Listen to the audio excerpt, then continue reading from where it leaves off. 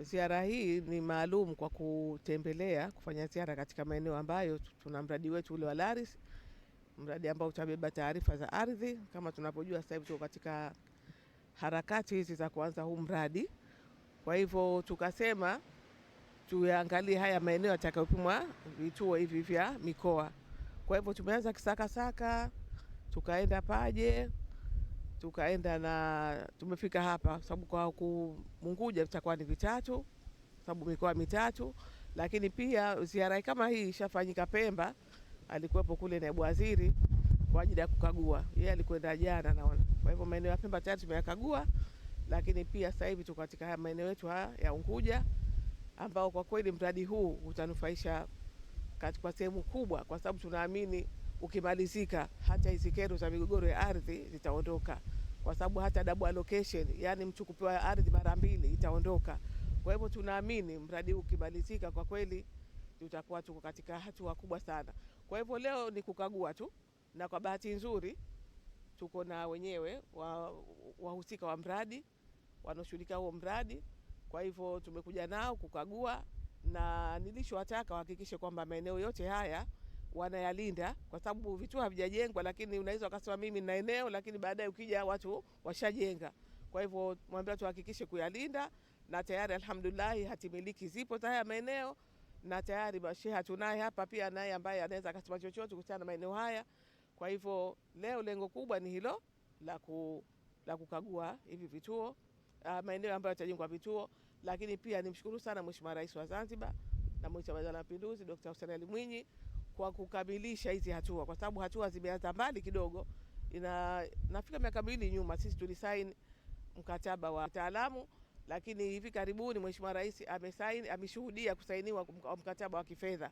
Kwa hivyo tayari mradi unataka kuanza. Kwa hivyo leo tukasema tuje hapa kwa ajili ya kukagua, tuone kama hatua inaanza, na hii ni katika maadhimisho ya wiki yetu ya ardhi. Kama tunavyojua hivi sasa hivi tupo katika wiki ya ardhi ambayo kuna matukio mengi tunafanya, ikiwemo kwenda kutoa elimu kwa jamii, ikiwemo kutoa hatimiliki. Kwa hivyo tukaona hii pia iwe ni sehemu katika ile zoezi letu. Asanteni. Ms. Aude Arresté-Lamandour. I work for a French company called IGN-FI. We are very happy to start the LARIS project, especially because this is the Lang Week in Zanzibar, so it's going to be a very important project for all citizens from Zanzibar, because it's going to make the procedures easier, and it will contribute to reduce the number of land conflicts. So this is the main objectives of the LARIS projects. Mradi wa LARIS kwa Kiswahili tunasema ni mradi wa mfumo wa usimamizi na usajili wa ardhi Zanzibar. Mradi wetu lengo lake kuu ni kuweka mfumo wa kielektroniki wa kuweka rekodi zote zile za ardhi. Rekodi hizi ni ikiwemo rekodi za umiliki, rekodi za mipaka, rekodi za upimaji, na vile vile katika mfumo wetu huu au katika mradi wetu huu pia tutakuwa tuna component au sehemu ya mipango miji, yani kwamba miji yetu tunaipanga, tunaweka katika kumbukumbu za kielektroniki, tunapima, tutafanya utambuzi katika kila wilaya itaguswa. Maana katika kila wilaya kutakuwa kuna maeneo ambayo yatafanywa utambuzi, tunajua umuhimu wa zoezi la utambuzi. Mradi vile vile utaanzisha vipimo vipya vya upimaji Zanzibar. Sasa hivi tunapima katika teknolojia ambayo ya kisasa, lakini kuna teknolojia ya kisasa zaidi ambayo itatumika. Kwa hiyo pia tutaweka vipimo vya upimaji katika kila mkoa Zanzibar ili wapimaji wetu waweze kupima kwa haraka na kwa spidi zaidi. Vile vile huu mfumo ambao utakuwepo ni pati kubwa ya huu mradi wenyewe, utawezesha kuweka rekodi zetu na kuhakikisha kwamba kuna usalama wa hati miliki, ile tenure secure au security. Kwa maana watu wataweza kuwa na rekodi zao katika salama, alafu vile vile mtu akitaka kwenda kukopa, mabenki wataweza kufanya reference kwa urahisi na kuhakikisha kwamba hii hati kweli ipo ndani ya mfumo wa ardhi vile vile. Kwa hiyo itasaidia katika watu kununua, kuuza, itasaidia vile vile katika kuongeza pato la taifa, kwa sababu miamala ikiongezeka hii ya mauzo ya ardhi, basi itaweza vile vile kuvutia hata wawekezaji. Wawekezaji watajua kwamba mimi nikienda kuwekeza Zanzibar, ardhi imetambuliwa, imepimwa, ipo ndani ya mfumo, unajulikana nani anamiliki na vitu kama hivyo hapo.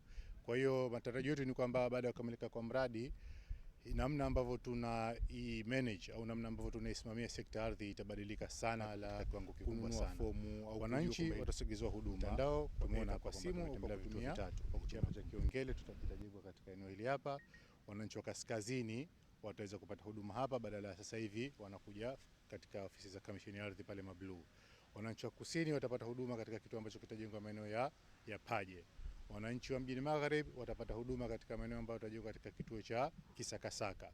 Na vile vile mbali na hivyo kutakuwa vile vile kuna mifumo yetu hii itaunganishwa na mifumo ya simu. Kutakuwa kuna mobile application ambazo zitawezesha wananchi kuweza labda kufuatilia muamala, kuanzisha muamala, kununua fomu au kujua kwamba hili eneo hili, maanake kwa lugha nyepesi tunasema kufanya search, kujua kama eneo hili linamilikiwa na nani na je eneo hili limepimwa. Kwa hiyo vile vitu ambavyo mwananchi sasa hivi inabidi afunge safari aende kamisheni ya ardhi ofisi kuu, basi mambo haya ataweza kuyafanya moja kwa moja kwa kutumia mtandao, aidha kwa simu au kwa kutumia